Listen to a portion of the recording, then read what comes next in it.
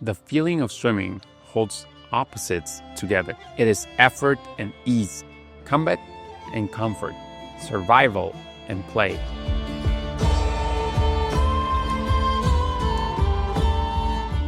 This is not a tutorial like our other videos. This is part of a mini-series exploring the meaning and feeling of swimming. In our last video, we saw how this simple thought of going for a swim increases your heart rate. But most importantly, we explain why and how it doesn't make sense to feel the urge to swim. In this video, we explore what happens when you swim. You'll clench your teeth in some parts, and in others, you'll let go. What do you feel when you swim?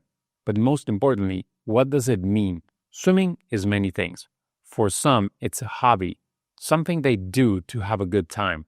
For others, it is rehab, a way to heal their body. Some use it to connect with others, their swim mates, their coaches, their fathers, their mothers, their siblings, their friends. For some parents, swimming becomes their favorite topic of conversation with their children. I don't know why, but especially women have written to us sharing stories about swimming with their dads, and I think that is beautiful. For others, it is a competition, a way to prove how their method and their effort are better than before, or better than others. For most of the world, however, swimming is dangerous because they don't know how to swim. What is it that connects all these people together then? Swimming, like I always say, is just moving your arms in circles and your feet back and forth. It sounds simple, but there's a catch. No one has ever achieved the perfect balance between tension and relaxation. Some people need to release and relax more, while others need more strength and tension.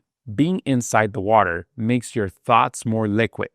Being in or near water often shifts us into a calmer mental state. Scientists have found that immersion or even the sound of the waves promotes alpha and theta brainwaves activity, linked to daydreaming, flow, and creative insight. Marine biologist Wallace J. Nichols calls this effect the blue mind effect. Movement in the water mirrors how ideas can shift, merge, and transform. Artists, writers, athletes, and inventors have long described inspiration as flow. Water has no color, but on the water we see every color and the combination of colors. This alone increases creativity. Floating removes resistance, like a blank canvas. That suspension can unlock new perspectives. Archimedes' Eureka movement came while in the bath, when the displacement of the water sparked his insight into volume and density. Many writers and musicians, Beethoven, Virginia Woolf, Hemingway, sought water for inspiration. Even today, entrepreneurs and scientists report breakthroughs while swimming, showering, or floating. Bruce Lee said it best: empty your mind, be formless, shapeless, like water. You put water into a cup, it becomes a cup. You put water into a bottle, it becomes the bottle. You put it in a teapot, it becomes the teapot. Now, water can flow or it could crash. Be water, my friend. I like this quote, but it doesn't always work for swimmers. I'll tell you why. Being inside the water can feel like a dream, where everything changes and nothing makes sense. Your worried mind fades away, and you just flow in the present. Sounds great, doesn't it? It looks great and relaxed, effortless, like in our most viewed video. But it was actually very difficult and effortful to swim like this. Not only was that 100-meter swim hard, but the time and effort it took to get there was more than most would imagine. Years and years of learning how to swim. What you see in that video is just the relaxing phase. The tension of the muscles is harder to see. The hard-working heart and lungs are invisible. Swimming isn't just rainbows and sunshine. Sensory deprivation therapy in the water works best for stressed people. I couldn't imagine a monk would benefit much from it. Being relaxed in the water will help you to a certain extent, but if you're too relaxed, you probably need more tension. If you have a tight muscle, you shouldn't just stretch it. You should tighten it and then stretch it. If you have intrusive thoughts, you can't just push them away. You have to bring them close and then let them go. When you swim, you pull water towards you and then you push it away. The arms mainly pull and the legs mainly push. If you get pulled by a current in the ocean, you don't fight it. You let go of control, let it pull you, and then swim away from it. Tension and relaxation.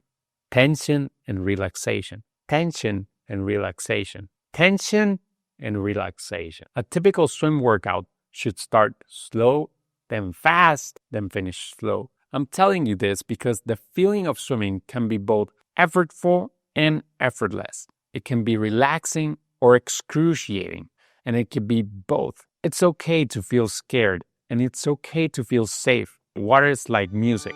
It can calm you down, or it can arouse you to move. It can make you creative, or it can make you forget your worries. But also, it can make you forget important insights. Waves and rhythm are some of the main characteristics we associate with both water and music. And this is also true for time. Time also comes in waves. Rhythm lives inside time. To me, time in the water seems to happen differently than on land.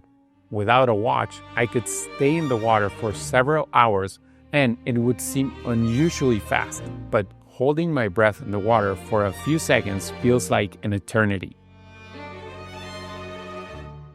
Humans have long measured time with the water. Ancient clepsydras, water clocks, let droplets mark passing moments. So water is like music and water is like time. Also, swimming is done horizontally, and our minds associate it with other things we do horizontally on land. But we also associate it with circles.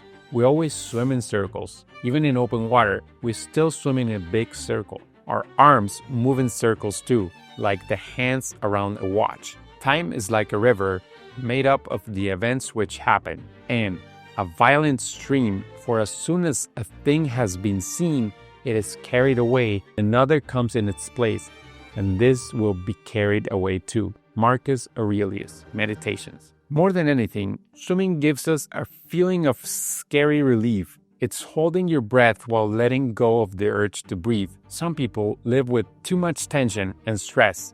Others live too comfortably for their own good. Both can find a better balance in the water. I think Bruce Lee's quote is excellent advice for fighters, but it needs an adjustment for swimmers. We don't move with our feet on solid grounds like they do. Our medium is liquid, so we must become solid at times and liquid in others. You don't want to control the water, but we also don't want to get dragged by the flow. The correct feeling of swimming is that of splitting waters. You slide through it like a knife through butter, not like slime through butter. You stay on the fine line between tension and relaxation, and you move forward in it.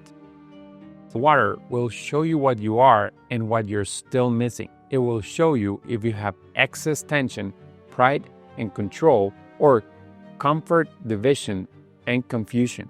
Like my mom always told us before swimming in the ocean, have respect for the water. I don't care if you know how to swim. In the water, you never know. I can keep describing it, but it is not until you swim that you can feel both extremes. The next video of this mini-series is describing the feeling of having swum. Click here if it's already available to watch, or click here if you want to know more about our swim camps. See you there.